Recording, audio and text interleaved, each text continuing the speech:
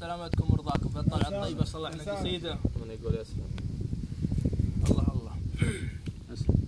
وهني من مد الشوف في الصحاري وابتعد عن صوت وانوار المدينة، مستريح البال عن كل الطواري في فياض تبهج النفس الحزينة، ما يجيها غير ملوى الحباري والحقوق اللي تهامل من غشينه، يعجبك لا من سجع صوت القماري غرد الحونه ويجذبها حنينه، وكل ما هبت نساني سود واري فاحت عطور الزهر وانباج زينه، والدلال مبهرة والسيل جاري والقعود